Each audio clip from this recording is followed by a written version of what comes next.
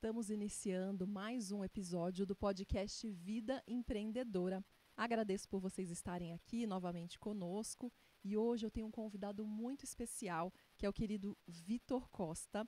Ele tem 39 anos, é mineiro, marido da Mari, pai de meninas da Gabi e da Lulu, certo?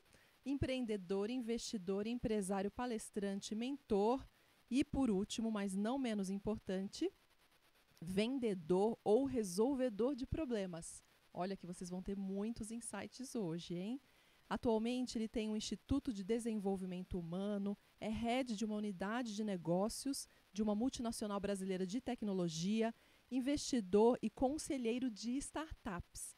Vitor, seja muito bem-vindo, agradeço a sua participação com a gente aqui hoje. Muito obrigada. Fernanda, a alegria é toda minha, obrigado. Para mim é um prazer estar aqui contigo. Tá? Tava na expectativa já desse convite, então espero que a gente consiga contribuir bastante aqui com o seu público e vamos trocar ideia. Com certeza. Quem nos acompanha são empresários já constituídos, pessoas que querem empreender, ou aquelas pessoas que elas já vivem do negócio, mas não se enxergam como empresários. Você sabe como é? Sim, exatamente. Não tem o CNPJ e acha que não é um empresário. Então, eu queria que você conta um pouco mais sobre você, sobre o início da sua trajetória. Legal, vamos lá. Tem bastante história para contar aqui, mas vou tentar fazer um corte para que vocês tenham um pouco mais de perspectiva sobre essa minha biografia, tá? Eu gosto de começar sempre contando uma historinha de onde foi meu primeiro contato com o empreendedorismo. E foi lá aos meus 5 anos de idade. Assim, e nem foi uma iniciativa própria minha. Na verdade, foi do meu irmão. Ele falou, Vitor, morava lá no norte de Minas, Salinas, 40 graus, muito quente lá a região. E um dia ele teve a ideia de fazer geladinho, lá falava geladinho, chup-chup, não sei como se fala. Gelinho, por aqui é gelinho. Gelinho. E aí meu irmão fabricou lá dezenas de gelinhos saborosos e deu pro cotoco, Vitor, para poder ir vender lá na praça. E lá vou eu pendurado com o meu isopor e oferecendo e de repente uma primeira mão se levanta. E eu vou lá e atendo, entrego, pego o dinheirinho nas moedas e eu lembro quão feliz eu fiquei com a alegria que eu percebi naquelas pessoas que estavam comprando. Então, cada um que me chamava, falou, cara, vai vir um sorriso ali, vai vir um sorriso ali. E aquilo me entusiasmava, assim. E ao final do dia eu tava com o estoque zerado, voltei para casa, entreguei pro meu irmão junto com aquele monte de dinheirinho. E aí o mais engraçado foi que na hora que ele me entregou uma parte do dinheiro, eu não estava esperando aquilo, eu não sabia que existia aquilo. Né? Eu estava feliz e satisfeito só pelo fato de ter podido ter sido útil para as pessoas, né? Ter gerado alegria para as pessoas. E ainda fui remunerado para aquilo. Óbvio que eu não neguei o dinheirinho, comprei meus brinquedinhos e fiquei muito feliz e pedi para ele já para fazer uma segunda rodada e aquilo virou um empreendimento nosso. Depois nós inovamos, fomos lavar carro dos vizinhos da cidade e a gente foi sempre brincando nesse sentido. Depois eu faço um corte disso aqui, já vou lá para minha adolescência e a minha vontade louca de sempre empreender. Eu acho que eu sempre tive uma vontade de servir muito forte, de impactar pessoas. E eu ficava buscando a resposta disso nos empreendimentos. Então eu tive vários empreendimentos. Muitos deles, inclusive, fracassaram. E eu tenho muito orgulho desses fracassos. Eu acho que se tem uma coisa que eu sei, que eu aprendi, é muito do que não fazer, né? Porque hoje tem uma imagem muito grande de que a gente precisa ter a empresa perfeita, todo mundo tem sucesso, só eu. Então eu acho super importante e válido compartilhar o que você quiser. Legal. Estamos aqui todos ao vivo. Boa. E assim, usando um pouquinho do clichê, né? É o que diz Thomas Edison, né? Então assim, não é que ele errou 10 mil vezes. Ele descobriu 10 mil formas de como não fazer. Então assim, eu tive alguns empreendimentos. Eu tive uma primeira startup que se chamava Box for You. Era uma startup o slogan era presentes inteligentes. Então você entrava lá, falava um pouco do perfil, configurava o perfil da pessoa a ser presenteada e a gente dava sugestões de presentes que a gente mesmo fazia a montagem e a entrega. O que mais que eu tive? Eu tive uma startup que tinha a ver ali era meio parecido com a rede social. Eu tive uma revenda de hardware e software. Eu tive uma grife de roupas. Que idade mais ou menos? Isso aí tudo aconteceu, eu diria que dos 18 aos 30 anos. Eu acho que foi a minha jornada, assim, foram 10, 12 anos. Inclusive, é um período que eu sempre indico às pessoas a realmente botarem para fora, experimentarem o máximo que puderem, não que nas outras idades não se possa fazer isso, mas eu acho que é um período bom, onde as responsabilidades ainda são menores e você tem muita energia, então eu acho que é legal você experimentar o empreendedorismo, né? Então, tive esse monte de negócio, a maioria deles quebrou, algumas outras eu consegui vender. E foi assim meu primeiro contato com o empreendedorismo de forma geral, sabe? E você não trabalhou muito registrado, digamos assim, funcionário de empresas? Eu tive algumas experiências, eu diria que boa parte da minha vida adulta foi sim fechado no CLT, mas sempre no meio do caminho, Paralelo. em paralelo ou no meio do caminho, Tá. eu estava empreendendo. Então, assim, eu comecei empreendendo, depois eu entrei no mercado de trabalho, e eu lembro que eu aceitava, eu tava num momento que eu queria ter meu próprio dinheiro, e eu falei, cara, o que eu posso fazer? E aí, eu acabei entrando numa empresa de tecnologia como vendedor. E eu nunca tinha efetivamente sido um vendedor profissionalmente falando, né? E aí eu experimentei aquilo, fui muito feliz naquilo, e com um ano de casa mais ou menos eu fui promovido a gerente regional dessa empresa lá em Belo Horizonte. E por lá fiquei por mais um ano e pouco, tivemos ótimos resultados, até que eu pedi a transferência para São Paulo, onde eu fui gerenciar a filial mais importante, mais relevante, mas que não estava trazendo resultados, que era a filial de São Paulo. E aí quando eu vim para São Paulo, eu me deparei com um contexto de muita oportunidade. Tinha muito negócio em cima da mesa e ninguém estava olhando para aqueles negócios. Então, a primeira coisa que eu fiz, até para trazer um pouquinho aqui do modus operandi, eu olhei para o nosso CRM, para o nosso sistema de gestão de relacionamento, e vi lá que tinha um número muito grande de lost deals, assim, de negócios perdidos, por motivos que me deixavam, de certa forma, questionando. Lost deal por preço, lost deal por bad fit, ou seja, por não aderência. E eu comecei a olhar para aquilo, investigar aquilo, resgatar aqueles leads e, por incrível que pareça, conseguimos fazer muito negócio daquilo que estava lost há 6 meses a 1 ano. Então, só para eu ver se eu entendi. A pessoa fazia um orçamento com vocês, não fechava por N motivos, por preço, porque talvez não era o momento certo, como acontece com os nossos empresários. A pessoa, eu vou ver com meu marido, precisa de, dependendo do negócio, outra pessoa para tomar decisão em conjunto. E você pegou, então, esses cadastros, que você tinha um cadastro ali, um CRM, mas muita gente no caderninho ou no WhatsApp. Então, o quanto é importante primeiro organizar esses dados, certo? E você conseguiu resgatar, então, quantos? Eu chuto que uns 20, 30%. Foi um número absurdo. Aquilo ali fez, eu confesso que aquilo ali foi um marco na minha carreira naquela empresa, porque era dinheiro perdido, era dado como perdido. Não existia aquela visibilidade, não estava no pipeline, não estava na visão dos donos, né? Então fica aqui a primeira dica até, que eu já vou deixar aqui para o público, tá? Se você me permitir. Claro. Tem muito dinheiro em cima da mesa. Tem muito dinheiro que possivelmente está ali nos negócios perdidos ou nos negócios que foram deixados, negócios sem resposta. Tem muito dinheiro ali que se você resgatar, mas para isso você precisa ter organização, você precisa ter dados, se você resgatar, talvez você consiga encontrar uma conversão ali que você não espera. Quem sabe você não tem ali 10% de conversão, né? Então, fantástico. tem que buscar. Você teve ainda mais. Tive mais. Chegou muito feliz.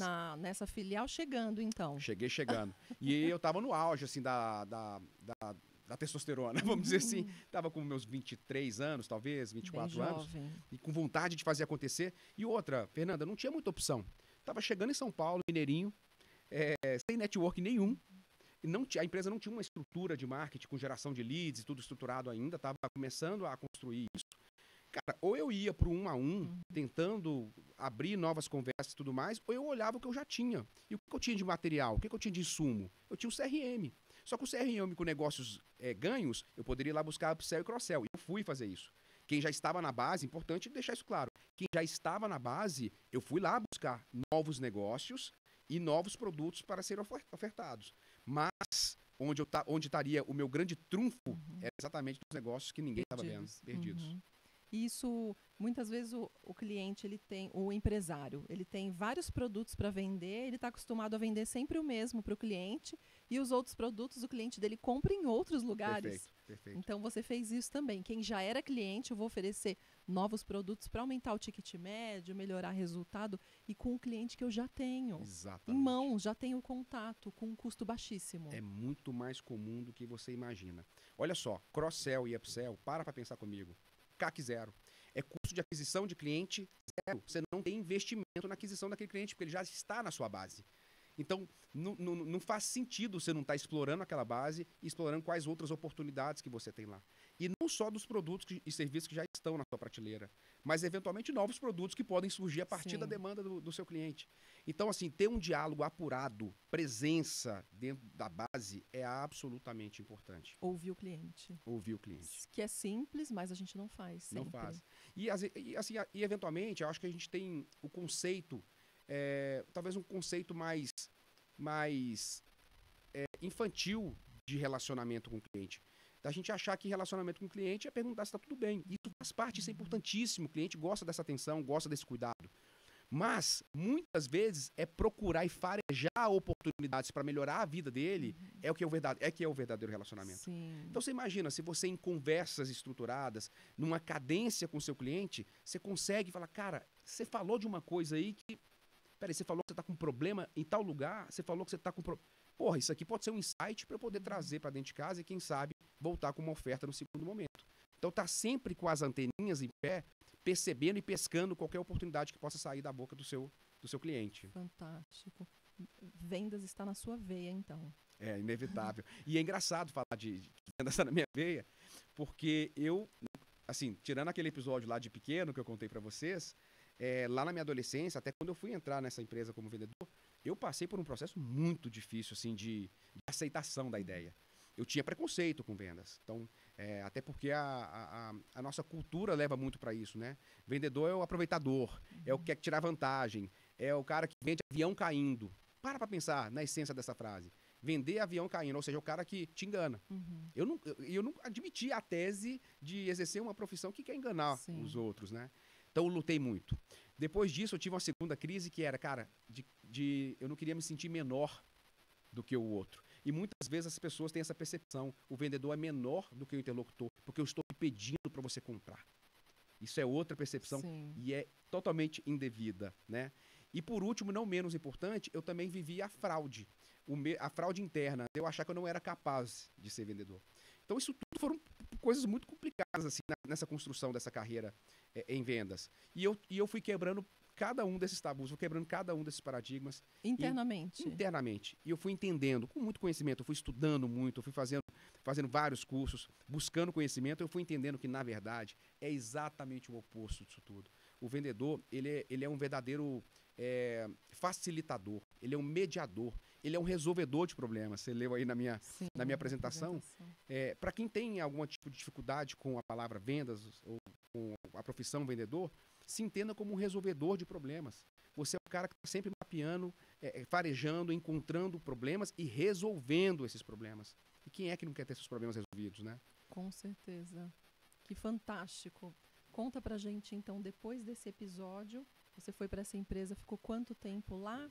E como que foi a sua saída? Tá, eu sou ruim de cronologia, mas vamos tentar. Mais ou menos, aí. Então, eu tive essa passagem nessa empresa de software, lá na matriz, depois eu pedi para vir filial, tivemos esse êxito. E gostou de São Paulo? Adorei, fiquei aqui. Se adaptou? Foi um ano e pouquinho, foi ótimo, morava ali na zona sul de São Paulo e o escritório ficava na região da Paulista, então tive uma bela experiência, foi muito bom respirar aquilo ali, respirar o ar de São Paulo naquela idade, foi bem, bem legal para mim, sabe? Só que logo depois, como eu disse, eu estava na alta da testosterona. E assim, em algum momento, falei, cara, para mim a gente já atingiu resultados aqui, qual que é o próximo? E aí eu resolvi sair para empreender. E aí montei um empreendimento. E nesse caso, eu me lembro se foi a Grife, que eu me confundo um pouco, mas aí eu fui empreender na Grife. Depois, em um outro momento, uma empresa de São Paulo me buscou lá em Minas, querendo que eu fosse gerente e gestor regional. E aí era mais para o segmento de modas. Então a gente vendia tecnologia para modas. E aí, depois disso, empreendi outra coisa que, se não me engano, agora foi o hardware, a venda de hardware. E aí depois do hardware, eu fui para a Grife, foi a Grife, e por último, eu fui para o ramo gastronômico. Bem diversificado. Bem diversificado. E continuando como vendedor, além de gestor, mas com essa veia de vendas muito forte. Sempre muito forte. Eu sempre fui o frontman em todos os empreendimentos, então de estar lá no front, de falar com o cliente, de promover, de achar oportunidades. Então, eu sempre gostei desse cara lá na frente, fantástico, criativo, buscando soluções e tentando achar respostas, sabe? Até que chegamos no último empreendimento, que foi no ramo gastronômico, um empreendimento mais robusto, assim, um investimento significativo. E lá, aí foi uma experiência bem delicada. Ali foi uma experiência bem delicada, porque a gente entrou muito alavancado, então com muito investimento e muito investimento de terceiro. e não tivemos êxito ali. E aí sim foi a nossa pior quebra. E ali me levou para um lugar que eu não gostaria de voltar tão cedo. Ali foi delicado. Eu estava já com meus 30, 32 anos. E ali sim a gente encarou uma realidade bem complexa, diferente de todas as outras que eu tinha vivido até então. Seja empreendendo, seja carreira como vendedor, sabe, Fernanda? Ali foi delicado. Já tinha a sua família consolidada? Não, ali eu estava já com a minha esposa, que ainda era minha namorada, noiva à época. Mas assim, foi tão complicado, e é por isso que é importante, já que seu público é de empreendedores, é, empreender é algo que é paradoxal, né? Porque ele é liberdade, mas ao mesmo tempo ele traz consigo muitas responsabilidades, né? Empreender é isso. Por isso que eu sempre oriento, quando você vai começar a empreender, que você comece pequeno. Você dê o passo conforme você vai ganhando musculatura. E aí você vai aumentando os seus passos à medida que você se sinta mais seguro, mais forte, com mais condições de dar os próximos passos.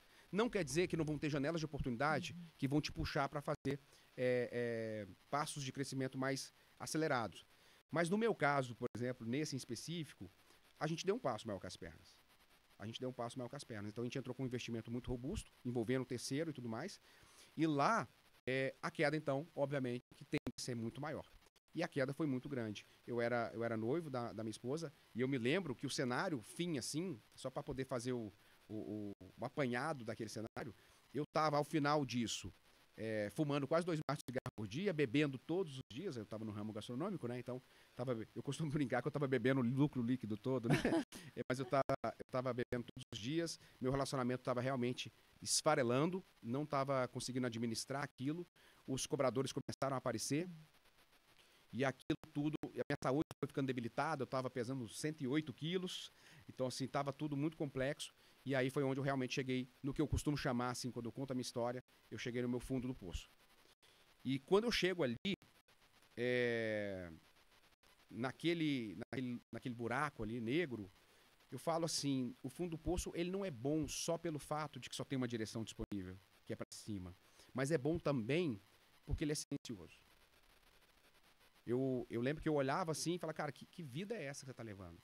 Para onde você vai? Acabou? É o fim? Né? Como é que você vai dar a volta por cima? Como é que você vai limpar esse débito de mais de R$1 milhão? Não conseguia ver uma luz no fim do túnel. Não conseguia ver. Possibilidade de resolver. Nenhuma. Porque aí já não tem mais nome para pegar um empréstimo. Não nome tem. limpo, né? Digamos assim. Não, e assim, eu lembro os amigos, por exemplo, já não tinham mais paciência para ir no nosso restaurante porque a gente estava sempre lamentando, né? E tudo mais. Então foi muito delicado. Mas ao mesmo tempo foi aquilo que me alçou para os voos que me levaram para onde eu estou hoje, né? Então assim, por isso que eu falo assim, tudo que a gente vive tem um porquê, tem um propósito e a gente tem que saber colher os aprendizados, né? Então, naquele momento ali, em 2017 nós estamos falando de 7, 8 anos atrás, foi um divisor de águas para mim. Então, ali eu descobri que eu tenho uma força que eu nunca imaginava, que eu nunca imaginei que eu pudesse ter, eu descobri que eu tenho uma resiliência que eu nunca imaginei que eu pudesse ter, mas foi quando eu tomei a decisão. Eu falei, cara, eu não vou me entregar, não aceito me entregar, eu sou filho de Hélia, minha mãe era Hélia, e a bichinha era uma baixinha arretada, sabe? Eu falei, não, eu não vou me entregar, então eu vou dar a volta por cima. E aí eu conversei com minha esposa e falei, olha, vou recomeçar, mas eu acho que o melhor lugar para recomeçar é em São Paulo, que é lá que está o dinheiro, é lá que estão as oportunidades. Isso aconteceu em Minas? Em Minas, foi tudo em BH, E aí eu fui para São Paulo. Quando eu fui para São Paulo, eu fui para uma empresa de tecnologia também, uma multinacional brasileira, na qual estou até hoje. Eu sou gestor de uma BU que cuida dos principais clientes da companhia. E aí entrei lá e, assim, o meu resultado também aconteceu muito rapidamente. Mas por quê? Por conta de estratégia. Né? Por conta de estratégia. Eu parei, eu afiei o meu machado para poder partir para cima. E aí sim o resultado foi inevitável. E você foi listando as dívidas, pagando uma a uma, como foi esse processo? Foi maravilhoso. Assim, em menos de 2 anos eu não tinha mais débito. Eu conheci a medicina integrativa, então fui cuidar de saúde, fui me organizar, fui me resolver do ponto de vista de saúde. O meu relacionamento estava equilibrado, ajustado. A gente estava começando já a falar em acumular patrimônio. Então, assim, olha que cenário distinto para 2 anos, né? 2 anos. É um negócio muito rápido. improvável. E a gente conseguiu fazer isso, e para brindar isso tudo, a gente foi presenteado com a gravidez da minha esposa, e aí veio a Gabi. E aí, eu até fazendo uma conexão aqui com o que eu falo bastante, eu falo o seguinte, é impossível você manter o equilíbrio entre todas as disciplinas da sua vida ao mesmo tempo. É impossível, em alta performance, deixa eu corrigir. Sim. Em alta performance, é impossível você manter todas as disciplinas, os assuntos, os temas da sua vida em alta performance. Em algum momento, em alguma medida, você precisa desequilibrar as coisas para que as coisas realmente ganhem tração. Então, eu costumo falar o seguinte, essa primeira fase, pós fundo do poço, foi a fase carreira, finanças. Ali eu falei, esposa, no caso noiva, eu vou, você concorda comigo? Eu sentei com ela, negociamos, faz sentido, não faz, então vamos. Qual que é a visão positiva de futuro? Cara, vai ser lindo daqui a pouco, nós vamos ter história para contar. E aí eu fiz uma escolha, uma decisão e coloquei 90% da minha energia na carreira e tal. Mas eu também defini quais eram os pisos mínimos das outras disciplinas, porque não adianta de nada também você focar numa disciplina, você fazer ela acontecer, mas você perder as outras. Acabar com a saúde. Acabar com a saúde, com o relacionamento. O que adianta? Eu vou comemorar com quem depois a vitória? Né? Então, eu costumo dizer isso. Então, você primeiro define os pisos, você define onde você vai colocar a energia, você negocia com os interlocutores que estão relacionados a essas disciplinas que vão ser colocadas em segundo plano durante algum tempo, fala de prazo, quando o tempo vai durar, quanto tempo não vai durar, e principalmente negocia a visão positiva de futuro. Amor, daqui a 2 anos nós vamos estar comprando nosso apartamento, nós vamos estar, sabe? Então, assim, é levar essa visão positiva de futuro para a pessoa, para que ela se engaje no seu movimento. Sim, e ter o compromisso com o resultado. Exato. E como que foi a questão da saúde? Porque você gastou toda a sua energia, então, para se recuperar financeiramente, mas foi para o exercício físico? Então, melhorou. nesses 2 anos, eu confesso que ela até piorou um pouco. Esses 2 anos foi bem delicado, não alimentava bem, estava morando sozinho, só trabalhava 24/7, aquele negócio todo. E ela até piorou um pouco. Mas aí depois veio a Gabi, a gente foi focar na família, mas fui com esse débito acumulado na saúde. E aí eu comecei a perceber que eu estava pecando como pai. Eu falei, cara, cadê a energia, a disposição que a sua filha precisa? Eu senti falta ali, sabe? E aí eu fui lá e tive que fazer mais um remanejamento de energia para poder puxar também o cardzinho de saúde. E aí fui para medicina integrativa, conheci a medicina integrativa, que para mim foi um divisor de águas. A gente aprendeu a se alimentar e tudo mais, e aí a coisa começou a acontecer.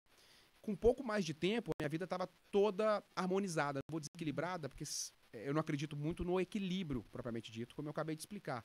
Mas ela estava harmonizada, sabe, Fernanda? Assim, eu olhava para ela e falava, que legal, minha carreira está bem estabelecida, minhas finanças estão bem estabelecidas, meu relacionamento está bem estabelecido, minha saúde está estabelecida, minha vida como pai tá bem estabelecida. Eu olhei pro todo e falei, cara, tá tudo legal agora. Com leveza. Com leveza. Mas eu sentia falta de uma coisa, espiritualidade. E aí, como eu não me contento com pouco, eu resolvi me inscrever num curso de teologia. Aí eu falei, cara, vou sair do 0 pro 100. E aí eu fui fazer um curso de teologia para poder encontrar respostas e buscar essa conexão. E aí eu comecei a fazer já há algum tempo, em Alphaville. E tô lá, e tô adorando. Realmente tem me feito muito bem esse movimento. E aí eu posso dizer, sim, que hoje eu tenho uma harmonia, eu tenho clareza, eu tenho intencionalidade, eu tenho prosperidade em todas as disciplinas da minha vida. Que fantástico. Encontrou um equilíbrio, dá para dizer, né? Mas não talvez 100% equilibrado, mas ali uma coisa mais, né, organizada. É isso. Que legal, eu sou muito feliz com o que a gente conseguiu construir até aqui.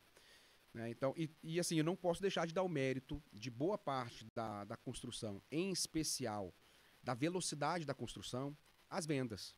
Né? A veia empreendedora, que mesmo enquanto CLT, nunca me faltou. Sim. Então, eu sempre olhei para o portfólio das empresas que eu trabalhei e falei, cara, o que está faltando aqui? Onde tem espaço? E eu sempre consegui criar canais de comunicação muito fluidos, não só com os clientes, mas também dentro de casa. Então, para acessar o board, acessar o C-Level e levar para eles soluções, sugestões, alternativas. Então, eu sou uma pessoa que influencia bastante a companhia por isso. Então, o empreendedorismo nunca me faltou, mesmo enquanto CLT. A gente chama de intraempreendedor, Exato. né? Que ele tem aqueles comportamentos empreendedores no local onde está. Exatamente. Seja como funcionário. E a gente sempre ouve as pessoas falarem, quem aqui numa palestra, por exemplo, né? Quem aqui é vendedor? Algumas pessoas levantam a mão. Quem não é vendedor? Outras pessoas levantam a mão.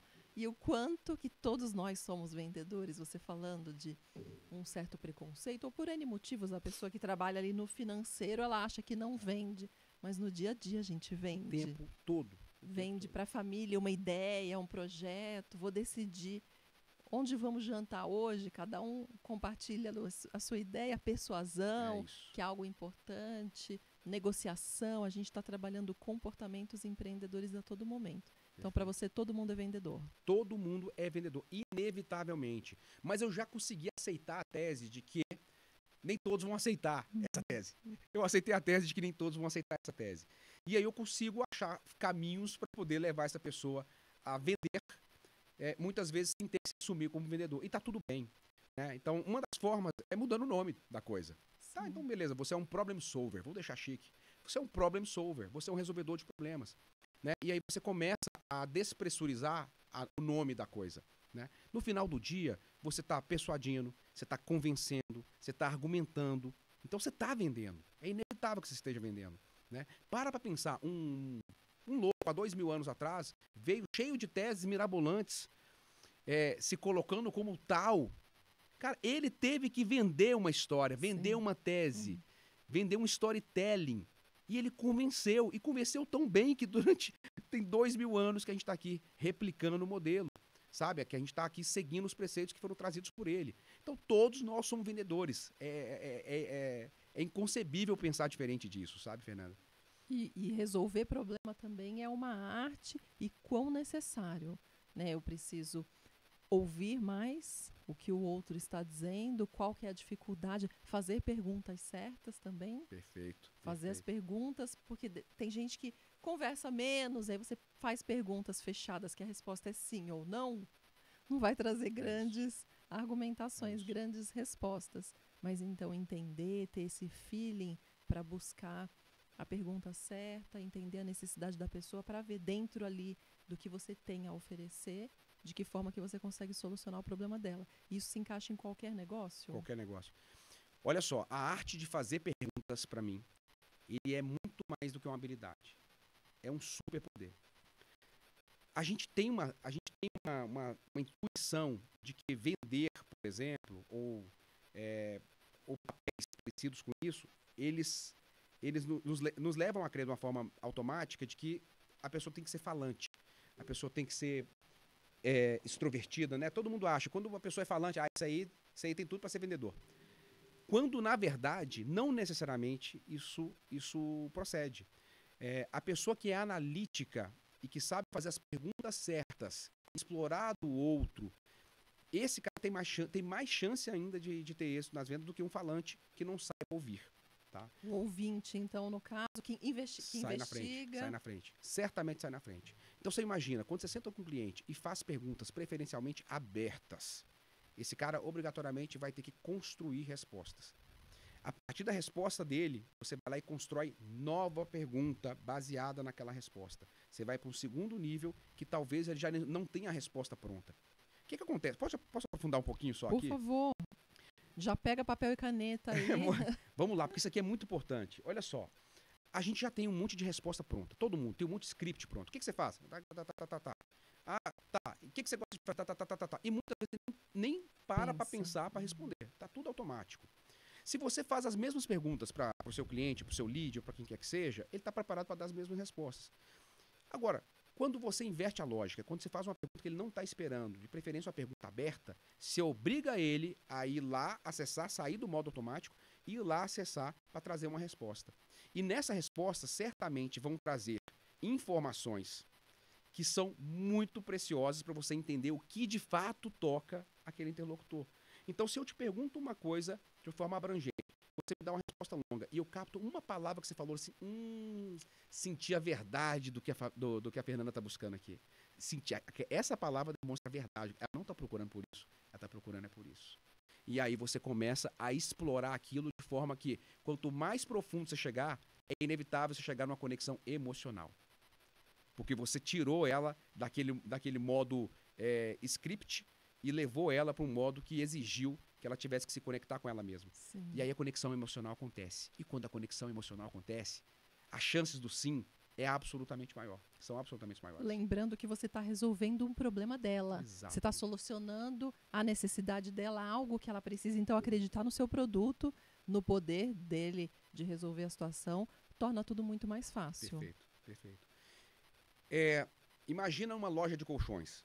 E aí o cliente chega na loja e você pergunta, se você tiver essa oportunidade, para que você está buscando esse colchão? Não, eu vou porque o meu tá velho.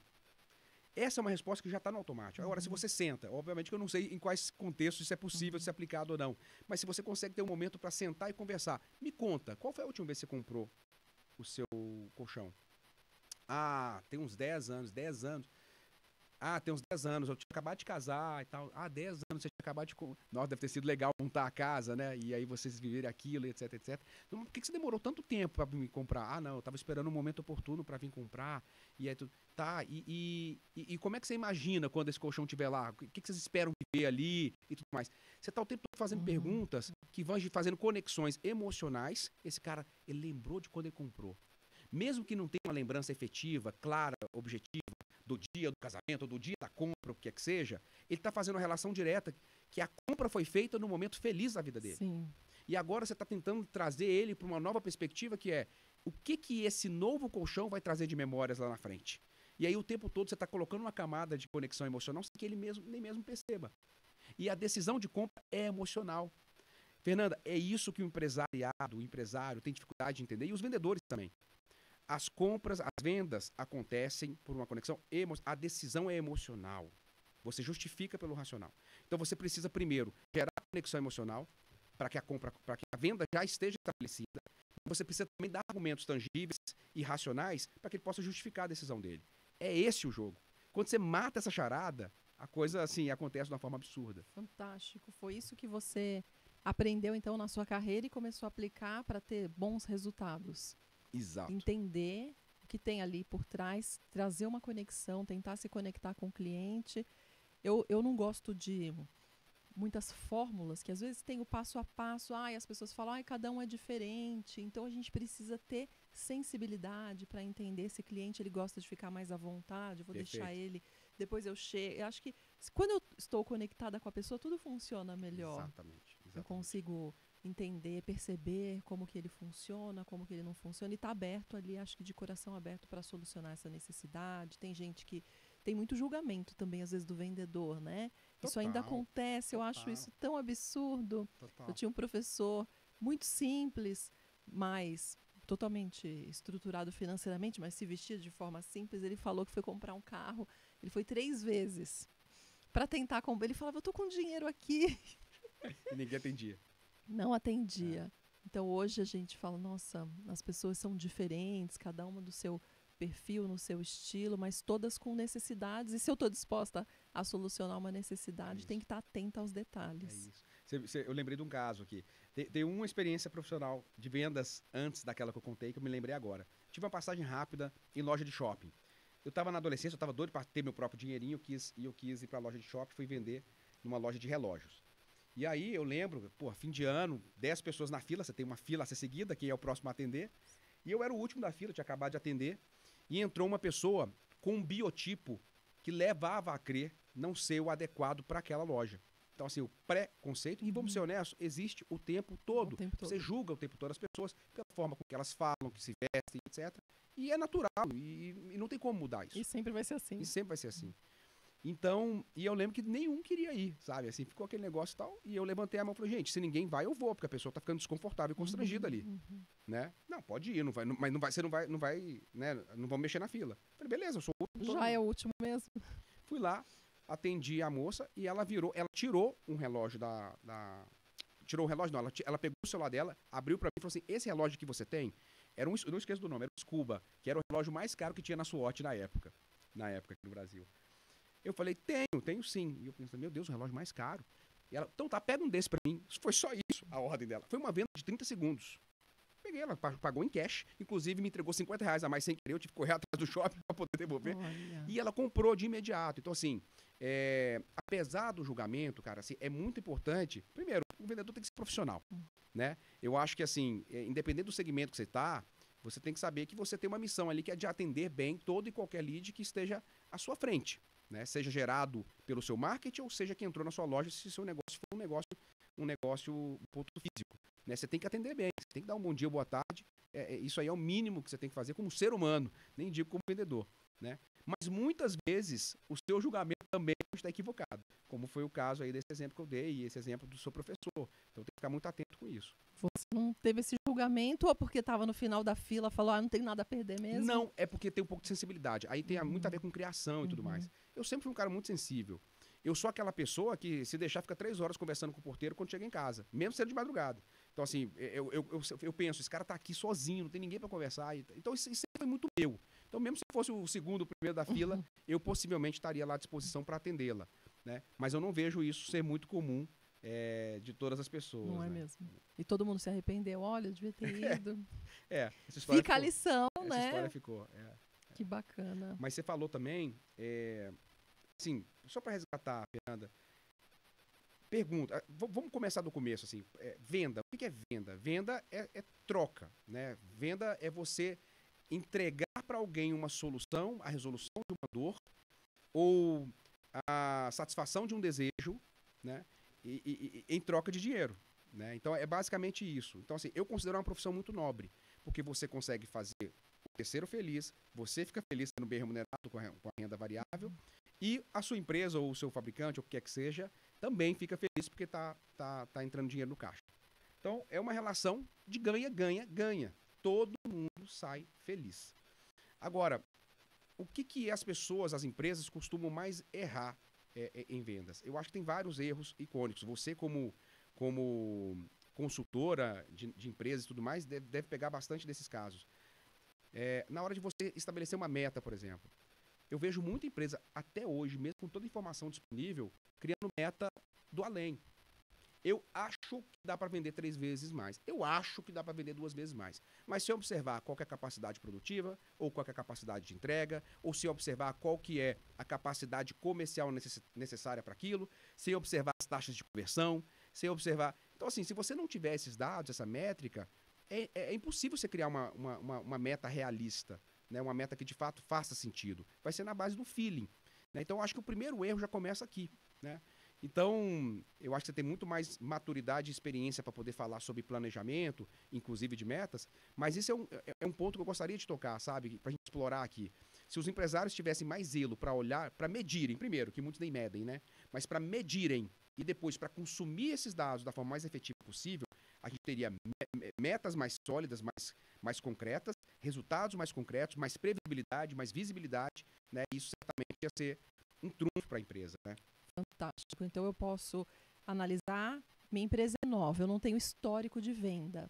Eu analiso, vou mudar a minha fala.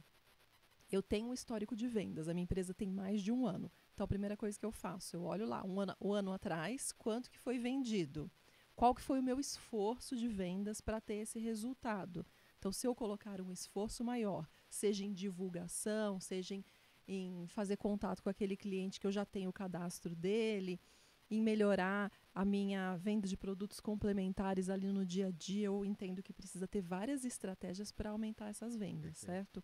Agora, se eu não tenho esse histórico, falando ao contrário, eu acabei de montar a minha empresa, então eu preciso ali analisar todos os meus custos fixos, quanto que eu preciso, que já deveria ter sido analisado antes de abrir, na verdade, né? Sim. Mas qual o mínimo valor que eu preciso vender para fechar as contas no final do mês? E depois que eu definir esse valor, eu vou criar o plano dia a dia, passo a passo, para conseguir atingir aquele objetivo. Então, fundamental isso que você falou, eu preciso fazer essa análise. Então, em média, o ticket médio que a gente fala, o cliente vem aqui, ele gasta 100, R$1.000, depende do seu negócio. Então, eu preciso de 3.000 dentro do dia. Se a média, o ticket médio é R$100, eu preciso aumentar esse ticket médio, ou então 30 pessoas comprando R$100. Perfeito. Né? E aí você pode explorar mais, e aí você pode ir além. Tá, eu tenho vendido a cada tantas pessoas que entram na loja, eu vendo para uma. Então você tem aqui uma taxa de conversão. Exatamente. Então você já começa a pensar, então eu preciso colocar quantas pessoas entrando na loja? Então eu preciso colocar 30 pessoas entrando na loja, porque a cada 10 eu vendo uma, e eu preciso vender 3, porque o ticket médio é 1.000, e e eu preciso vender 3 mil. Então você começa a fazer um efeito cadeia. Então, mas como é que faz para aumentar para 30 pessoas entrando na loja se hoje só entram 10 pessoas? E aí você começa a falar, agora nós vamos entrar já numa alçada de marketing. Vou fazer geração de leads, vai ser online, offline, eu vou fazer uma campanha, vou fazer uma promoção na loja, não interessa. Mas você começa a fazer um efeito de cadeia, né? Você olha lá para o topo do funil e vai quebrando cada uma das etapas, olhando taxa de conversão e tudo mais, que aí sim você vai ter o número origem, né? Que vai te levar para aquele resultado. Tem um livro que eu gosto bastante que fala sobre isso, que é o Mínimo Esforço. O Mínimo Esforço. Da Bianca. Ela fala exatamente isso. Então, eu sei que a minha taxa de conversão é de 10%. Cada 10 pessoas eu vendo para uma. Eu sei quanto que eu preciso vender no dia. Então, qual é meu mínimo esforço para ter aquele resultado? Mas se eu não sei nenhum desses dados, vou ficar ali parada. Quando eu vejo, eu estou há horas no celular, passando, e a vida vai passando. Eu gosto muito, inclusive, de escrever o objetivo. Que a gente está num momento propício agora, final de ano. Então, pensando no ano novo, novos objetivos. Se você escrever o seu objetivo e olhar lá em agosto, você não vai nem lembrar o que foi definido. Precisa olhar todos os dias, acompanhar e fazer isso ao contrário, como você falou, eu gosto muito disso também. Faz o planejamento ao contrário, então, para atingir aquele objetivo no mês, quantos contatos eu preciso fazer, qual o meu mínimo esforço necessário para vender. Muito bom. Ô, Fernanda, mas eu ainda acho que o que mata o empresário é um ponto muito delicado que se chama orgulho. E sabe como que o orgulho ele se demonstra de várias formas, né? Mas um deles, que é para mim um dos mais cruéis, que mais pega os empresários, prepotência. É não saber pedir ajuda, é não saber buscar conhecimento. Eu provei desse veneno lá atrás, eu não preciso de alguém para olhar para o meu marketing, eu não preciso de alguém para fazer meu planejamento estratégico, eu não preciso de alguém para poder definir meu preço, eu não preciso de alguém para nada. Então isso se chama orgulho. E o orgulho, na minha opinião, é o maior quebrador de negócio que existe. Porque se você... mas eu estou passando por uma dificuldade, eu vou contratar um consultor, vou contratar um mentor. Vai! É o momento que você mais precisa. Deveria ter contratado antes para não passar por isso. Mas se você está passando, agora é a hora certa de você fazer. Para que você possa, quem sabe, adquirir o conhecimento necessário para reverter esse cenário. Né? Mas o orgulho, para mim, ele é o grande vilão das empresas. É por isso que nós temos indicadores alarmantes, que você deve conhecer muito melhor que eu, de fechamento de empresas. Sim, né? Milhões de empresas por ano fecham no Brasil. E se for pensar nisso, é tão reconfortante, Vitor. Você fala, eu não sou boa nisso e eu preciso aprender. Tenho duas opções. Ou eu aprendo ou eu delego. Exato. Se eu não quero aprender de jeito nenhum, vou contratar alguém para fazer isso. Mas por que eu preciso saber de tudo? Por que a gente tem esse hábito de acreditar que a gente tem que saber de tudo? Ou pior ainda, que a gente já sabe de tudo? Pior ainda. É verdade. Tem muita gente. O problema não é só achar que sabe. O problema é que muita gente tem certeza que sabe. Certeza que sabe. A pior ignorância, né? Não sabe que não sabe. Eu nunca investi tanto. Olha, Fernanda, a fase que eu mais cresci, em todos os aspectos, tá? Profissional, carreira, finanças, tudo. Foi a fase, ou é a fase que eu ainda vivo isso, que eu mais investi em conhecimento. Inevitavelmente, assim, nos últimos anos, é incontável quantas imersões, quantas mentorias, quantas palestras, quantas eu fiz. Mas eu não tenho dinheiro. Cara, vai de graça, consome de graça, procura onde tem, entendeu? Isso não é desculpa. Né? Então, assim, é uma relação direta. Quanto mais conhecimento, quanto mais ambiente você frequenta, ambientes propícios, enriquecedores, ambientes de pessoas querendo, sabe, com uma frequência legal, é inevitável como o resultado acaba vindo. Inevitável. A gente movimenta essa energia da prosperidade. Você falou, estava lá só reclamando, a gente não sai do lugar, você fica só na reclamação. Agora, quando eu começo a buscar dentro da minha realidade, hoje realmente não tem desculpa para você não fazer um curso. Começa com gratuito, aplica aquilo na sua empresa, gera resultado e depois começa a contratar algo ainda melhor dentro do seu negócio. Você fez muito isso, então? Muito, mas é muito. E que pena que eu demorei para começar a fazer, né? Eu costumo dizer também, assim, para abrir para vocês aqui, na minha vida privada, eu costumo falar que um dos grandes trunfos também da minha virada de chave foi ter me mudado de Belo Horizonte. Então você tem problema com o BH? Não tem problema nenhum, lá tenho grandes amigos e tudo mais. Mas eu estava num looping infinito, sabe? Os hábitos já estavam muito consolidados, era muito tempo ali, morando ali, com as mesmas pessoas, a mesma convivência e tudo mais. Então os assuntos eram os mesmos, as piadas eram as mesmas, os ambientes eram os mesmos. E aquilo não me fazia evoluir, né? Então, não estou desmerecendo ninguém de forma alguma, mas se eu queria viver coisas diferentes, eu precisaria estar em ambientes diferentes, conectando com pessoas diferentes para poder ter experiências diferentes. Então foi isso que eu fiz. Eu acho que tomar a decisão de ir para São Paulo, e olha que num primeiro momento, eu nem criei grandes conexões de relacionamento pessoal em São Paulo, mas só o fato de ter saído, né, foi suficiente para eu começar a arejar a cabeça e olhar, os tetos foram subindo. Então aquilo que eu tinha de teto, de perspectiva de vida, por exemplo, pegar de salário, para ficar uma referência mais tangível. Cara, o que eu vislumbrava de salário até o momento que eu estava em Belo Horizonte, assim, é nada perto de quando eu fui para São Paulo. Eu cheguei em São Paulo, comecei a ver coisas, acessar coisas, conversar com pessoas. Eu falei, caraca, aquele teto lá para mim já ficou para trás há muito tempo. E cada dia mais, cada dia mais. Ontem, por exemplo, só para trazer um aspecto assim do meu dia a dia, ontem a gente estava num jantar de confraternização, num restaurante legal lá no Brooklyn, lá em São Paulo. Cara, e eu tava na mesa assim, com o CIO de uma gigante de telecom, com o CIO de uma gigante do financeiro. Esses caras estavam lá. Então você imagina, quanto mais ambientes assim eu frequento, eu vou puxando, coletando energia, coletando insights, e isso vai entrando para minha caixinha de ferramentas, vai entrando para minha mentalidade, e isso vai me retroalimentando, isso vai fazendo com que eu queira mais, e naturalmente as coisas acontecem. Agora, eu não estou falando para ninguém virar bitolado atrás de dinheiro, tá? Eu acho que isso é a maior bobagem que alguém possa fazer. Muitas vezes você vê os gurus de internet falando assim, você tem que modelar as pessoas, e eu concordo, eu gosto da ideia, mas você tem que ter muito cuidado, porque, por exemplo, eventualmente um guru de internet que é próspero financeiramente pode ser um babaca do marido, pode ser um babaca de um pai. Então, assim, peraí, você tem que saber modelar exatamente aquilo que faz sentido, né? Eu não quero pessoas que não são autênticas e originais no todo. Eu não quero essas pessoas sentadas na minha mesa, sabe? Sim. Então, assim, isso é muito importante, porque eu vejo muita gente assim, eu preciso frequentar mais tal. Cara, peraí, pode ser um monte de babaca rico. Sim. E aí, o que adianta? Né? Então, assim, se você tiver que estar lá e quiser estar lá, ok, mas saiba que você está indo lá para sugar determinado aspecto, né? E isole os demais, né?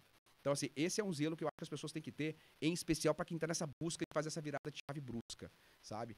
Cuidado para não se perder, porque é muito fácil se perder. Exatamente. Então, frequentar lugares, perceber ali a dinâmica do lugar, o tipo de conversa. Primeiro que a gente fala, né? Se você tá numa mesa que você é o mais inteligente, tem alguma coisa errada. Tá errado. Tá errado. Porque eu preciso estar numa mesa quando eu falo, nossa, esse assunto que ele está falando é novo para mim, a gente possa estar aprendendo a todo momento. Isso é algo que eu acho sempre super importante. E conhecer os valores também, então, das pessoas, certo? Perfeito. E como que você conseguia perceber num primeiro momento se a pessoa estava alinhada, através das ações, do discurso? Eu acho que assim, num primeiro momento não tem muito o que você fazer, que você não consegue explorar, mas assim, é inevitável. Os sinais são claros. Os sinais são claros. Então, assim, à medida que você começa a se... Vou falar de network, então, que eu acho que conecta bem com o que você colocou aqui. Como construir network e o que é importante se observar? Aí eu vou te parafrasear. Começa a observar o que as pessoas são, não o que elas têm, onde elas estão. Começa a olhar o que elas são e não o que elas têm, onde elas estão. Não quer dizer que, em alguma medida, você não vai ter que se conectar com as pessoas pelo cargo que elas exercem, porque isso pode ser importante para você naquele momento. Mas as grandes relações, e as que são válidas, e as que vão te acrescentar de fato, muito mais do que uma oportunidade ali isolada, são aquelas com as pessoas que são. E aí, como é que você explora as pessoas que são? Com convívio. O convívio é a única forma que você tem de conseguir entender de fato se aquela pessoa ela é aderente, congruente com aquilo que ela fala, se ela é de fato aquilo que ela fala ou não. Eu já quebrei a cara várias vezes e também fui surpreendido várias outras vezes, né? De interpretar errado uma primeira abordagem e no segundo momento ver que uma pessoa é uma pessoa extraordinária e super alinhada com os meus valores e tudo mais. Mas as pessoas muitas vezes se enganam pelo discurso. Então o storytelling está aí no ar, a historinha está aí no ar. Bem ensaiada. Se bem ensaiada, então, você compra e você começa a adotar aquilo. Quando você percebe, você já está viciado e o assunto, e você não consegue fugir daquele assunto, e você começa a respirar o lifestyle daquela pessoa, e de repente você não tem mais personalidade e você se perdeu. Então isso tem que ter muito cuidado. Então, eu sou muito a favor do network. Eu acho que você tem que cumprimentar o máximo de pessoas que você puder. Uhum. Eu até brinco assim, muita gente pergunta assim, mas como é que faz para quebrar o gelo? Mas como é que faz para começar uma conversa? Eu falo, cara, só estica a mão. a chance é nula ou quase nula de alguém não devolver o cumprimento de mão. Então você está num ambiente, você está num restaurante, você está numa confraternização, você está numa palestra, você está... Cara, no momento oportuno, estenda a mão. A chance da pessoa não te devolver essa mão cumprimentada é muito baixa. E uma vez que essa mão é estendida e ela tem essa retribuição, começa a conversar, mas de forma intencional. Então, assim, é por isso que eu falo assim, a gente tem que ser mais intencional em tudo que a gente faz. Eu vou estar em tal lugar onde eu acho que o Thiago Nigro vai estar lá hoje. Tá, aí você simplesmente vai. Tá, o que você quer com ele? O que você quer falar com ele? O que você tem de relevante para falar com ele?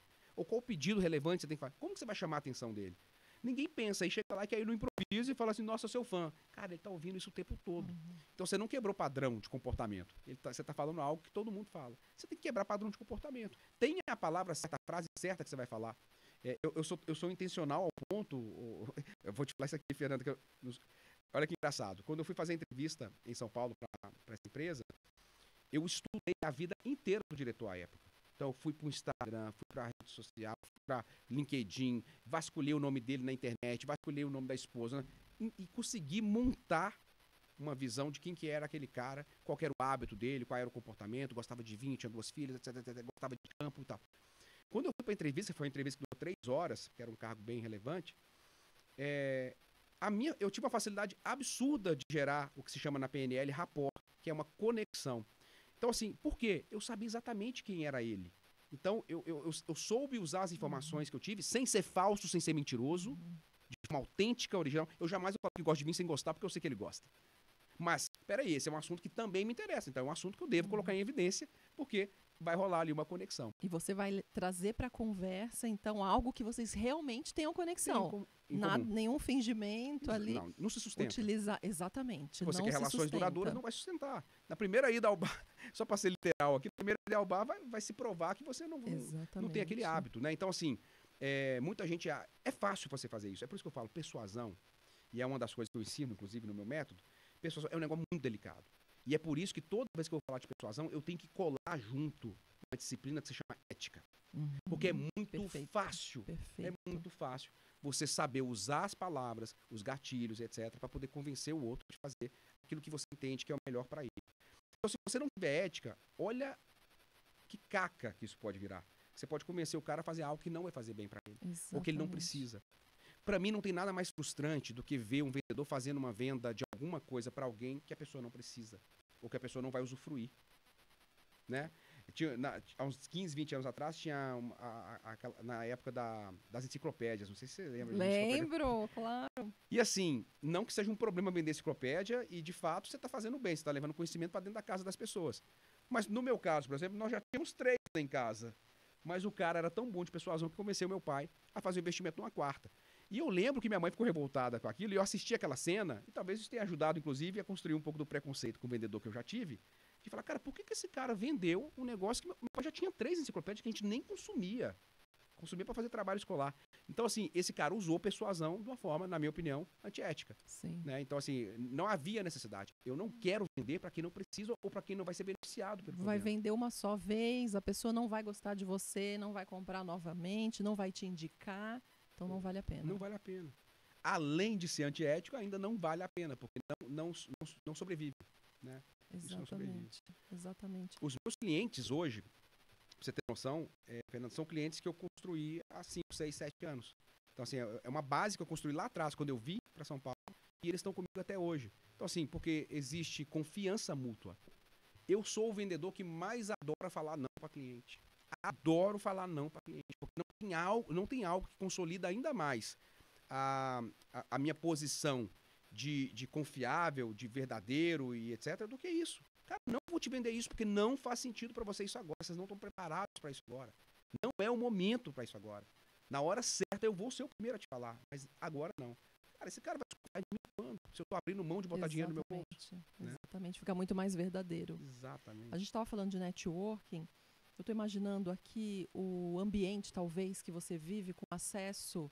Lógico que você cria as suas oportunidades, mas com um pouco mais de acesso a empreendedores diferenciados. Imaginando alguém que mora aqui no interior, que tem um pouco mais de dificuldade, talvez participar de associações comerciais, se a pessoa quer se relacionar com empresários, ou se tem algum setor específico, alguma associação de setor. E pensei também em como a gente começa essa conversa. Para eu começar um networking, eu preciso ser muito mais interessante do que interesseira, Perfeito. certo? E se você pudesse falar um pouco mais sobre isso, então, a gente fala uma frase que esses dias estava rolando bastante aí no Instagram, que no topo as pessoas estão compartilhando, estão trocando, estão ensinando, estão ajudando, e lá embaixo talvez as pessoas só estão competindo. Então talvez com esse detalhe a gente já consegue perceber quem está ali para somar, para contribuir. Perfeito. Fernanda, assim, matadora essa questão que você trouxe, tá? E eu vejo muita gente perdida sem saber por onde começar e Sim. como construir isso e tudo mais. Você deu alguns exemplos aqui práticos de como você pode buscar essas conexões usando os ambientes que já estão disponíveis nas cidades, no interior, onde quer que seja. Você também pode ser criativo. Você também pode ser criativo. O que te impede de juntar 5, 7, 10, 15 pessoas e criar o jantar de negócios? Ou criar o jantar de network, ou o almoço de network, ou de mandar um direct para Fernanda, né, no caso aqui de Atibaia que nós estamos, né, eu tô de Atibaia, e falar, Fernanda, me ajuda a estruturar com sua rede de relacionamento, uma pessoa influente como você é, vamos estruturar uma reunião de empresários, XPTO. Ou vamos nos conectar, de fato, às associações. Então, assim, dá pra gente criar. O jantar que eu falei com você ontem, que a gente tava, foi um jantar que a gente, de supetão, falou, vamos fazer um jantar com alguns dos nossos clientes, e reunimos os clientes, certamente vão sair negócios dali. Né? Então, assim, eu acho que é pensar um pouquinho fora da caixa e parar de problematizar. Não deveria ser um problema criar conexões, porque quando você está servindo, é inevitável que as pessoas queiram estar presentes, né? Conectando já com a sua frase. Eu tenho uma tese que é a seguinte: o melhor gatilho que existe é o da reciprocidade, né? E eu faço uma conexão direta com a lei da semeadura. Quanto mais você plantar, mais você... Eu sou o cara que eu tô o tempo todo com um punhado, metaforicamente falando, com um punhado de grãos na mão, e eu vou jogando tudo quanto é lugar que eu tô plantando. Eu tô plantando porque é da minha essência, eu adoro servir, eu adoro contribuir, mas também de forma intencional. Então, assim, por onde eu passo, eu vou jogando. Cara, quando eu menos espero, começa a nascer a oportunidade. Quando eu menos espero. Fantástico. Então, assim, você tá lá você tá num culto, você tá num jantar qualquer, você conheceu um amigo de não sei quem, alguém te perguntou. Cara, se entrega, sirva, mas sirva assim, sem medir, sem medir. Tudo que você puder, compartilha, transborda. É inevitável que o retorno venha, é inevitável. Quando eu cheguei aqui em São Paulo em 2017, eu não tinha network, não tinha nada. E o que eu fiz basicamente foi servir. Então, assim, eu ganhava do meu marketing, por exemplo, uma série de convites para eventos e tudo mais. E cara, olha que delícia que é você receber um contato de um vendedor, mas não para te vender, para te ofertar um convite. Cara, e é inevitável que esse cara amanhã ou depois vá abrir a oportunidade de fazer uma reunião com você, você vai mostrar seu portfólio e a venda eventualmente vai acontecer. Né? E mesmo que não aconteça, não tem problema, porque é um cara que pode te conectar com alguém que em alguma hora vai comprar. Plantou a sementinha. Acabou. Estar preparado para todas essas oportunidades. É isso. Treinar antes, um vendedor tem que estar preparado. Tem que estar preparado. Assim, não adianta também você construir a oportunidade, chegar na frente da oportunidade e não saber como lidar com ela. Exatamente. Falando assim um pouquinho sobre esse negócio de plantar e colher, eu tenho um caso que eu gosto de contar, é o caso Cíntia. Não vou falar sobre o nome dela para não expor. Olha que engraçado. Eu atendi essa pessoa numa empresa, tá? E ela nem era, eu não atendi ela diretamente, tá? Eu era executivo responsável para atender aquela empresa. Ela era uma pessoa, uma analista, se não me engano, ela tinha um cargo ali, acho que de analista, e ela gostou muito do nosso atendimento, do nosso trabalho e tudo mais. Em algum momento, o marido dela se tornou diretor de uma instituição financeira. E ela indicou a gente para eles. A gente foi lá e vendeu. Depois, nós conhecemos outros diretores daquela empresa. Um deles saiu e foi para uma empresa de benefícios gigantesca e nos levou para lá. De lá, esse cara saiu e foi para um banco de uma grande moda varejo e nos levou para lá. Eu brinco que essa pessoa, essa analista, que hoje está super bem sucedida, gerente e tudo mais, ela deve ter trazido em torno de 50 milhões de reais em receita ao longo de 5 anos, indiretamente. Então, olha isso, olha o que eu estou te falando. Há 5 anos atrás, uma pessoa que estava num cargo de analista, se não me engano, analista, gostou do nosso trabalho, indicou, esse nos indicou, esse nos indicou, esse nos indicou, e a gente deve ter gerado, de verdade, em torno de 50 milhões de reais no ramo de tecnologia, tá, gente? Então, para vocês terem uma dimensão de volume financeiro, vocês não acharam também que é 50 milhões de reais em determinado produto ou serviço. Estamos falando de serviços de tecnologia, então realmente são tickets médios altos, né? Então eu costumo brincar, é o caso Cíntia. Você imagina, como que você espera que isso vai acontecer? Então você tem que ter zelo, tem que ter cuidado, você tem que ter atenção, você tem que estar sempre de antenas em pé para poder perceber com quem está lidando, tratar todo mundo bem, e plantar muito, plantar sem parar, que é inevitável que o resultado venha. Vai colher, com Vai certeza. colher. Fala pra gente, Vitor, um caso que você falou, nasci para isso, ou quando você se sentiu realizado realmente, se sentiu um empresário ou um executivo de sucesso? Boa, vamos lá. Eu tento me superar a cada ano, a cada dia, né? Eu até tenho um mantra, um slogan que eu solto todos os dias no meu Instagram, que eu falo que é só hoje. Então eu me arrumo para ir para academia às 4h30 da manhã e eu sempre solto, só hoje. Né? Então, assim, ao invés de sofrer por antecipação, vou ter que ir na academia todos os dias, não, é só hoje, só hoje. E aí amanhã é só hoje de novo. Né? Não existe amanhã. Existe vencer dia a dia. Dia a dia, só existe hoje. Mas assim, eu diria, Fernanda, que um ponto alto para mim, mais uma vez vou trazer um aspecto pessoal aqui que eu acho que é válido. Você imagina, 2017, fundo do poço, como eu relatei para vocês. 2019, a gente já estava sem dívida, ainda com qualidade de vida baixa e tal. Mas eu lembro que a gente adorava sonhar. E é por isso que eu sempre incentivo as pessoas a sonharem. Sonhem grande. Tangibilizem na cabeça, criem imagens mentais. Ou então coloquem no papel, façam o seu mural da vida extraordinária. Coloca no papel. Porque você está dando comandos para esse cara. E esse cara vai criar caminhos para que você chegue até lá. E aí eu lembro que numa dessas vasculhadas em sites, a gente viu um apartamento que a gente se apaixonou. Minha esposa, assim, ele tinha um banco no meio da sala, tinha projetor. Cara, assim, um apartamento extraordinário, assim, lindo. Só que, assim, tava numa distância tão grande da nossa realidade. Eu tava com score 0 no Serasa, não tinha condição nenhuma nem de sonhar com aquilo. E pronto, esquecemos desse assunto, mudamos de apartamento, foi pra não sei onde e tal. E aí, passado um ano, a minha vida já era outra. Assim, muito acelerada, tudo aconteceu de uma forma muito acelerada. E aí, a gente estava morando de aluguel no prédio onde tinha esse apartamento, desse apartamento. Uau. E aí, eu falei, cara, vamos começar a cogitar a compra de um apartamento?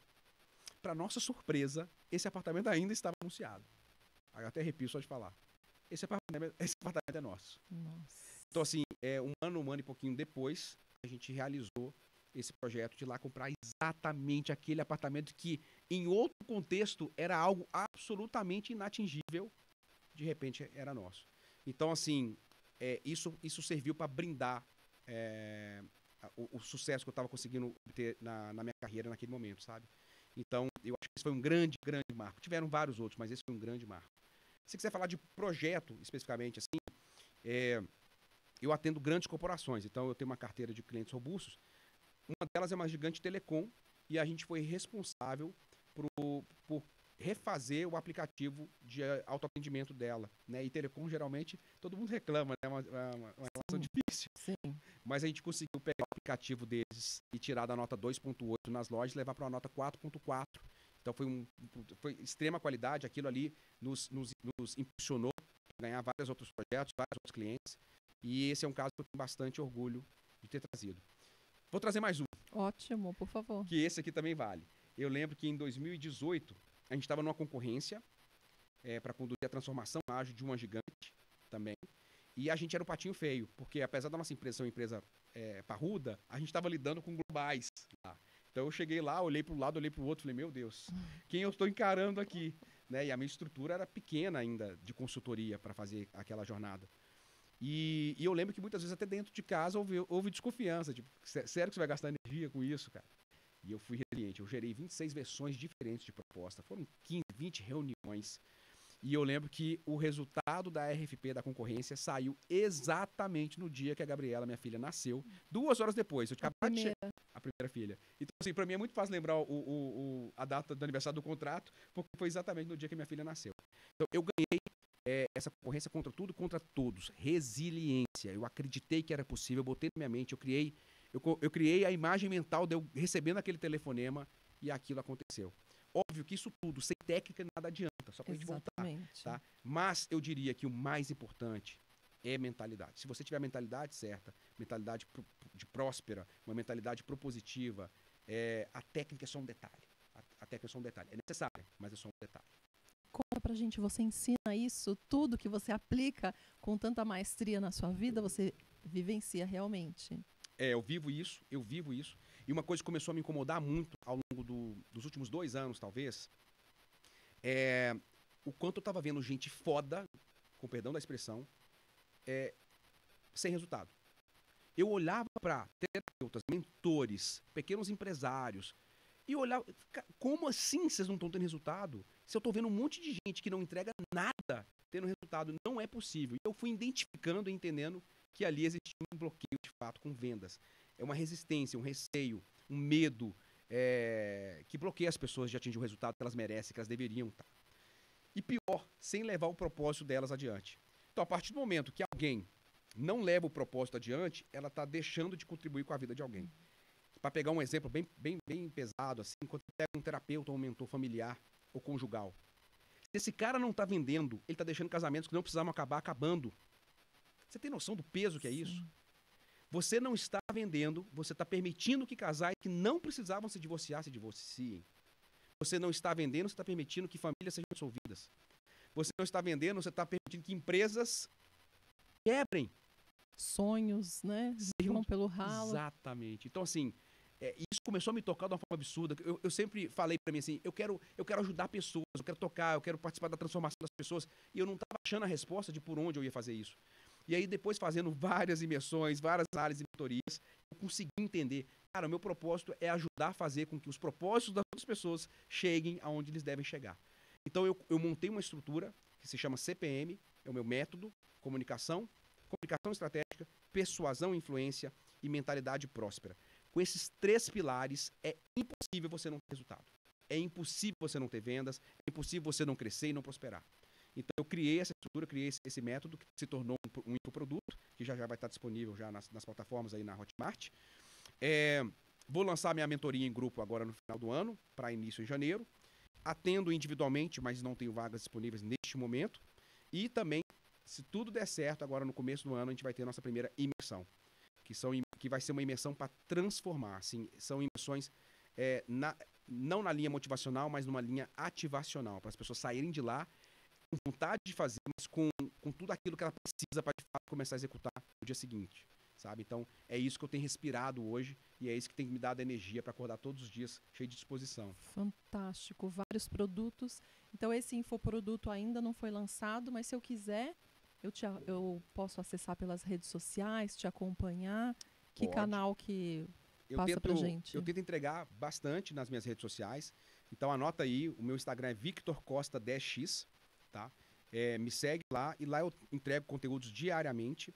Sempre faço lives também. Então, vocês serão muito, muito bem-vindos. E eu sou uma pessoa que adoro contribuir, adoro plantar sementinhas. Então, quem tiver alguma dúvida ou algum interesse, por favor, não hesite em me mandar uma mensagem no direct. Eu vou ter o maior prazer em responder. Sempre eu abro minhas caixinhas de pergunta também, então as pessoas fiquem à vontade para perguntar. E se eu puder contribuir com a maior humildade do mundo, vai ser um prazer poder responder todo mundo. Fantástico. E quem está querendo comprar hoje, então, manda lá para você, me deixa na fila de espera, é isso? Boa, isso. A gente está lançando agora a fila de espera exatamente, porque a gente deve lançar o produto em 2 semanas. Então a fila de espera está subindo. Se não subiu hoje, está subindo amanhã. E as pessoas vão poder colocar o seu nome para que assim que ela estiver disponível, ela receba e receba inclusive com uma condição especial. Tá? Então, só mandar lá no direct que certamente não será esquecido. Ótimo. Quem quer resultados, então, surpreendentes em 2025 já sabe o que tem que fazer. Já sabe o que tem que fazer. Agora, se você me permite, eu vou dar algumas dicas aqui. Por favor. A primeira delas tem a ver com o submétodo que eu criei, que eu chamo de AAA. Alçada aqui, agora. Serve para a vida pessoal e para a vida profissional. A gente já tem tanto problema para resolver, mas ainda assim a gente não resiste a sofrer pelos problemas que ainda nem aconteceram, que é a famosa preocupação. A gente tem uma mania, uma tendência absurda de preocupar a nossa mente com coisas que a gente nem sabe se vão acontecer. Então, para resolver esse problema, para mim, eu criei o AAA, alçada aqui, agora. Toda vez que eu vejo que eu estou sendo impactado, que eu estou sendo incomodado com algum pensamento intrusivo sobre algo do futuro, eu me pergunto, eu tenho alçada para resolver isso aqui e agora? Se a resposta for não, imediatamente eu ativo um gatilho para eu poder mudar o foco. No meu caso, eu faço 10 respirações rápidas, mas pode ser um estalo, o que você quiser. Mas não deixa de fazer algum movimento que seja o seu movimento do AAA. Então, toda vez que você tiver com pensamento intrusivo, lembra do AAA. Não, eu não tenho como resolver isso aqui agora, ok? É um tapa, é um estalo, é uma música, não interessa o quê. E aí você vai começar a se condicionar para toda vez que você estiver nessa situação, você conseguir fugir disso. Fantástico. Então você está mandando um comando para o cérebro. Exatamente. Eu fazendo esse que você escolhe, que você trouxe aqui vários exemplos, eu fazendo esse estalo, esse pensamento vai sair da minha cabeça porque eu não tenho controle sobre ele, é isso? Exatamente. Ótimo. É um processo que deve ser feito com tempo e repetitivo, de forma repetitiva, para que ele se torne automático. Um hábito. Né? Mas isso, para se torne um hábito. E isso é um divisor de águas. Assim. Hoje é impressionante, eu vejo assim, eu tenho problemas diversos surgindo o tempo todo. E a gente não tem controle sobre eles, e muitas vezes a gente não tem alçada para resolver. Então, cara, é batata. Surgiu na minha mente, tem como resolver. Alçada aqui agora, não tem. Acabou. Mudei o foco, já começo a pensar em alguma coisa positiva, depois que eu faço o meu gatilho, e vida segue. Então isso é algo que é muito válido, em especial para os empresários, que o tempo todo estão preocupados com o fechamento do ano. Será que eu vou vender? Exatamente, exatamente. Não preciso me preocupar, eu tenho que agir. Óbvio, tudo que tiver sob a sua alçada, você tem que fazer. Aquilo que foge da sua alçada, você não tem controle. É quase uma questão racional. Peraí, se eu não tenho controle, por que eu estou sofrendo? Né? Então, economiza essa energia para na hora certa você usar ela. Né? Mas não durante o carro, quando você está dirigindo e pensando se vai acontecer determinada coisa. Então, assim, eu sinto uma melhoria significativa na limpeza da minha mente a partir do momento que eu comecei a usar essa prática. E já tem anos que eu uso, tá? Pelo menos uns 3 anos que eu uso essa prática. Então, essa aí é uma que eu sempre gosto de recomendar que as pessoas façam. Excelente. Tá? Você que criou AAA? Foi. No momento... na verdade, eu fazia, mas eu não tinha um nome para ele. Aí eu falei, cara, vou criar um nome que seja fácil de decorar para eu poder passar para as pessoas. E eu tenho um monte de gente próximo de mim que usa e que fala que funciona. Tá? Então, essa é uma dica que eu gostaria de dar. Mais uma que eu gostaria de trazer aqui tem a ver com aquilo que eu falei sobre a questão do equilíbrio. Eu chamei também, eu gosto de dar nome para as coisas, MDE. Matriz do Desequilíbrio Estratégico. Então, assim, você vai ter que desequilibrar em alguma medida, em algum momento, para que você possa ter alta performance em alguma disciplina da sua vida ou da sua empresa, o que é que seja. Então, faça isso de uma forma estruturada. Né? Então, por exemplo, quando você decidir que o seu foco deve ser na carreira, você precisa construir essa matriz e essa matriz vai te levar para o seguinte aspecto a serem analisados. Eu quero ir para a carreira, pensando aqui no empresário, que muitas vezes tem que dar uma prioridade ali em determinados momentos à carreira. Tá. Quais são as outras áreas que vão ser impactadas? Quanto vão ser impactadas? Quem são os interlocutores que estão vinculados a essas outras áreas? Beleza. Qual é o piso mínimo aceitável que eu preciso entregar para essas outras áreas para que elas não quebrem, para que elas não morram? E qual é a visão positiva de futuro que eu posso prometer para esses interlocutores para que eles possam me apoiar a fazer pesar a mão aqui agora na carreira? Então, só para poder ficar mais claro, eu decidi ir para a carreira agora, eu vou sentar com a minha esposa e falar, amor, estou no momento onde eu preciso focar na carreira. A gente precisa fazer as coisas acontecerem na empresa, porque o momento é delicado, assim, assim, assado. Tudo bem, durante quanto tempo? Eu estimo que em 6 meses é suficiente para resolver. Ok, qual é o mínimo que você vai entregar para o relacionamento conjugal? Olha, jantar, tal dia, tal dia, tal dia, tal horário, eu vou estar em casa, assim, assim, assado. Ok, e qual que é a visão positiva de futuro? Olha, daqui a 2 anos, vamos fazer a viagem da nossa vida. Daqui a 1 ano, vamos trocar de apartamento. Daqui a 2 anos, leve a visão positiva. Venda a visão positiva de futuro. Se você fizer isso, você vai ter um incentivo e apoio desses interlocutores das outras disciplinas, e aí fica muito mais fácil você conseguir alavancar e ter o resultado que você espera na disciplina que você escolheu priorizar nesse momento. Depois você rebalanceia isso tudo e escolhe uma nova área para poder investir mais energia. Tá? Então, a MDE é algo que eu fiz e que eu acredito que é um caminho muito bom para que você possa ter alta performance. Sensacional. Isso tudo está no seu curso? Ele está, mas não como aula. Tá? Isso são coisas que eu entrego de uma forma muito natural e orgânica em todas as nossas lives. Então, eu adoro ver as pessoas se movimentando e buscando tirar dúvidas sobre isso. Tem gente que já errou na MDE, e aí eu puxo a orelha. Então, me trazem lá quando eu faço caixinha de pergunta. Tem gente que fala, eu fiz, mas não deu certo por conta disso e disso. Eu vou lá e puxo a orelha. Mas você lembrou de definir qual era o piso? Ou você levou a visão positiva de futuro? Se a pessoa não está vendo nada para ela ganhar lá na frente, por que ela vai te incentivar se ela está só perdendo? Está perdendo agora e não está ganhando nada lá na frente. Né? Então, assim, é algo que eu entrego de uma forma muito orgânica. Eu quero ver as pessoas prosperando, Fernanda, eu quero. Mas eu quero que as pessoas prosperem em todos os aspectos, não só no financeiro, no profissional. Sabe? Para mim não faz sentido você ser um rico solitário. Para mim não faz sentido você ser um empresário bem-sucedido, mas não ter com quem brindar. Não faz você ser um empresário bem-sucedido, mas um pai falido. Né? Então, assim, por isso que você sempre vai ver, inclusive nas minhas redes sociais, vocês estão convidados, eu tentando contribuir nas mais variadas disciplinas da vida. Eu errei muito, eu aprendi muito, ainda aprendo muito, e eu faço questão de contribuir e ajudar para que as pessoas não cometam pelo menos os mesmos erros que eu já cometi. Sensacional, muito bom. Ainda bem que está gravado, que a pessoa pode voltar Boa. para anotar de novo. Eu falo um pouquinho rápido, eu não falo quase nada rápido, né? Quem não trouxe o caderno que eu trouxe de ideia aqui no início, com certeza vai voltar para anotar muitas dicas valiosíssimas. Então, tenho certeza absoluta que a fila de espera vai ser muito maior do que vocês estão preparados ali para atender, mas com certeza pode voltar outra turma na sequência. Atendimentos individuais hoje, então, estão fechados, mas existem grupo, ao vivo, que vão acontecer ao longo do tempo, Exatamente. certo? Posso contratar e o que vai ser lançado aí no futuro. O melhor caminho, então, é as suas redes sociais. Exatamente. Minhas redes sociais, lá tem formulário, tem link, e as pessoas ficam à vontade para poder nos acionar por lá, entrar na lista de espera. E mais uma vez, eu reforço, eu adoro falar com as pessoas. Então, não hesitem em me mandar direct, que eu vou ter o maior prazer em responder. Eu respondo uma por um, tá? Então, fiquem à vontade.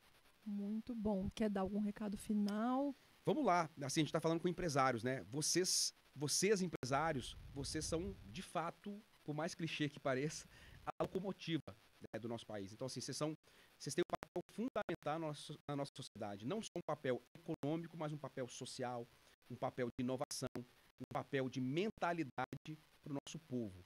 Eu acho que nós temos uma missão muito grande enquanto empresários, que é de quebrar paradigmas, de tentar fazer com que a nossa população cada vez mais entenda que esse é um caminho de liberdade. Por mais que venha também com muita responsabilidade embutida, mas é um caminho de liberdade.